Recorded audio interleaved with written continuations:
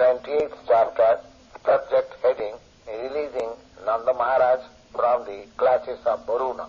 The Govardhan Puja ceremony took place on the new moon day, and after this there was torrents of wind and hailstorm imposed by King Indra for 7 days. So 9 days of the waxing moon being passed, on the 10th day King Indra worshipped Lord Krishna and the whole business was satisfactorily settled.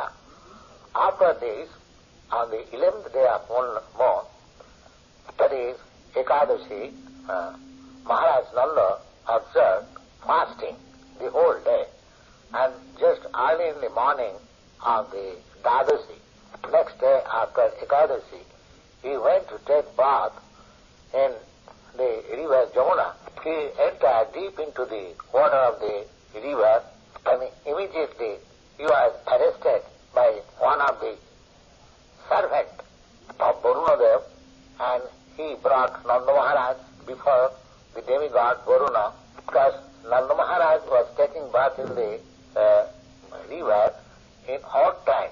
According to astronomical calculation, that time is considered as demoniac. The fact is that Nanda Maharaj wanted to take bath in the river Jamuna early in the morning before the sunrise, but somehow or other he was little earlier than the time, and that time was not auspicious, and as such he was arrested by the servant of Varuna. Nanda Maharaj, thus being taken away by the servant of Varuna, his companion cowherdesmen began to call for Krishna and Balaram very loudly. Immediately Krishna and Balaram could understand that Nanda Maharaj was taken by the servant of Varuna.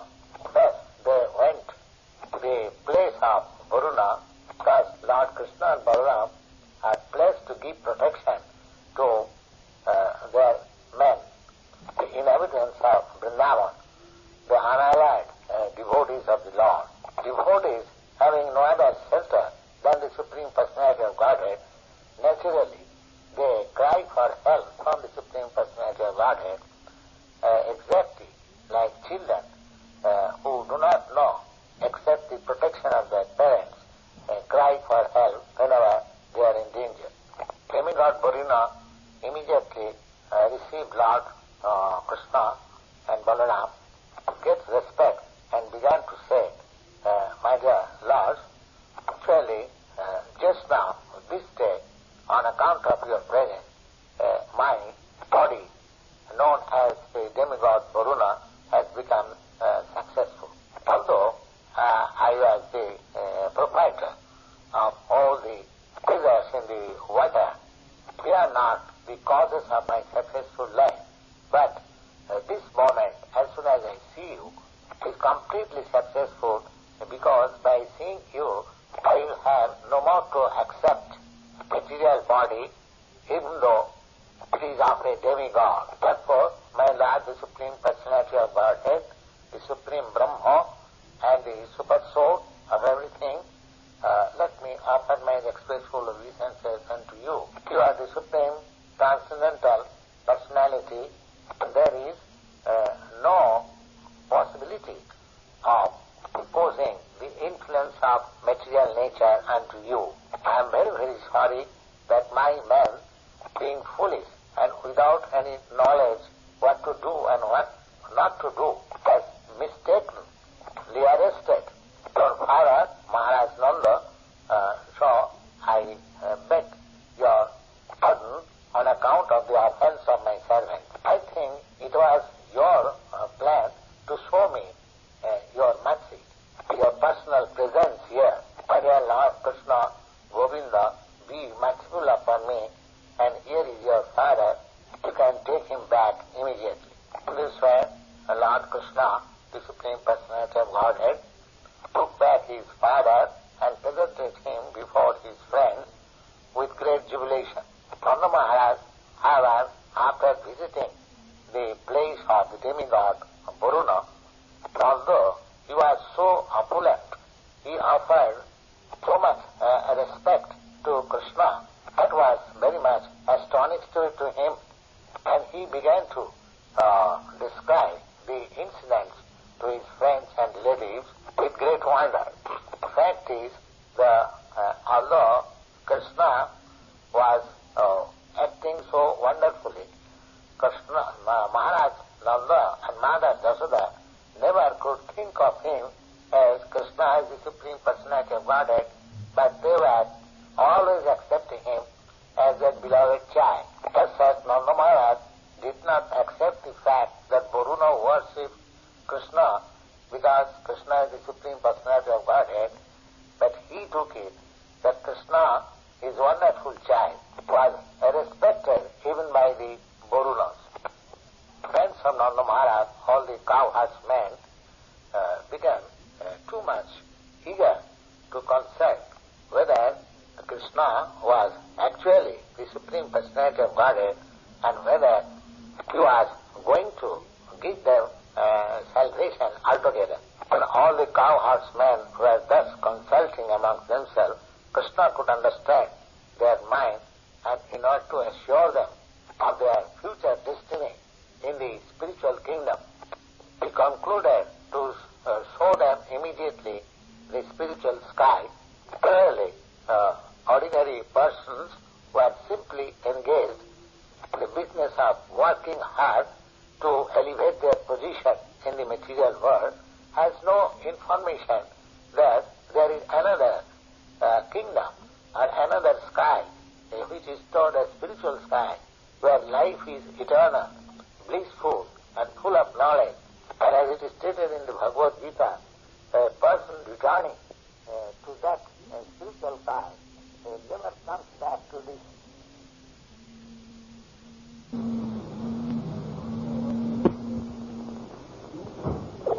Chapter 28, Bhakti-Dog, page number 28, Krishna.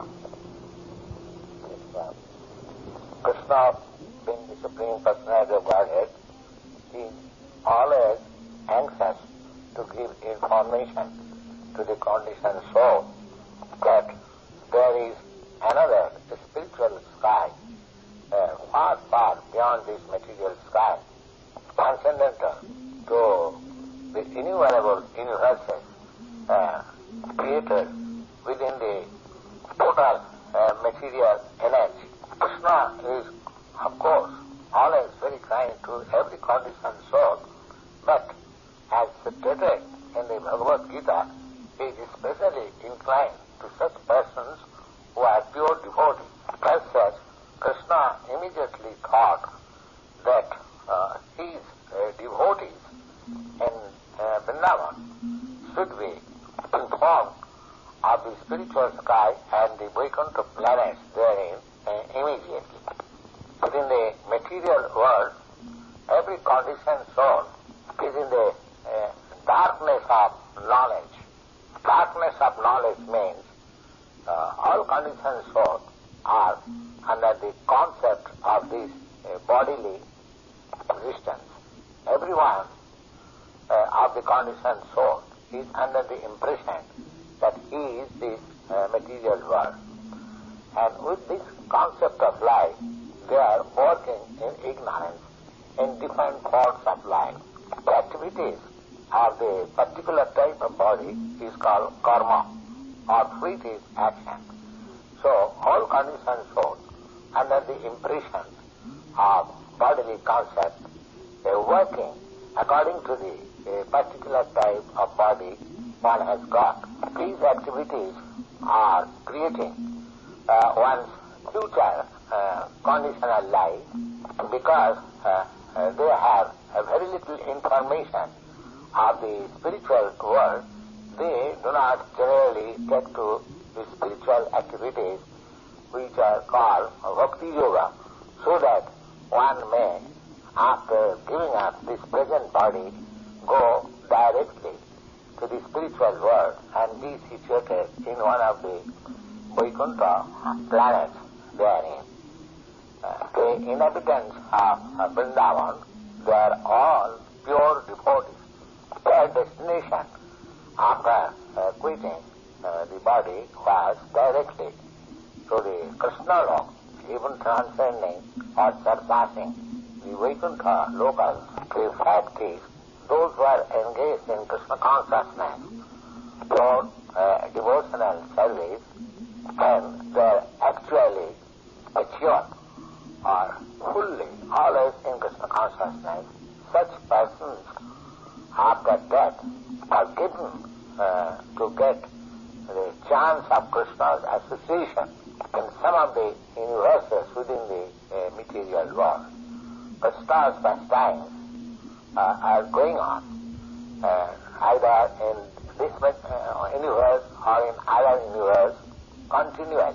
It's like the sun globe is passing through many states of this earthly planet. Similarly, Krishna Lila or transcendental advent and pastimes of Krishna is also going on continually, either in this universe or in other universe. So the mature devotees who have completely executed the business of Krishna consciousness, they are immediately transferred to the universe where Krishna is still there. In such universe, the devotees get the first opportunity of associating with Krishna personally and directly. And training goes on as we see in the picture of Vrindavan Lila of Krishna within this planet. Krishna therefore wanted to show the actual feature of the Vaikuntha planet so that the inhabitants of Vrindavan could know where is their destination. Next one, thus Krishna showed them the eternal, ever-existing spiritual sky which is unlimited and full of knowledge. Within this material world there are different grades of forms, and according to the grades of forms, the knowledge is also manifested proportionately. Just like the knowledge in the body of a child is not as perfect as the knowledge in the body of a grown-up man. Similarly, although there are different grades of living entities, sometimes as in the aquatic animals, sometimes in the plants and trees, sometimes in the reptiles and insects, and sometimes in birds and bees, and later on in the human form of life, in different grades of civilization and non-civilization, and above the human form of life, there are demigods, just like the Charans, the Siddhas in higher planetary system, and up to the Brahmaloka where Lord Brahma lives, they are of different grades of knowledge. But when one passes this material world and reaches the Vaikuntha sky, there everyone is in full knowledge.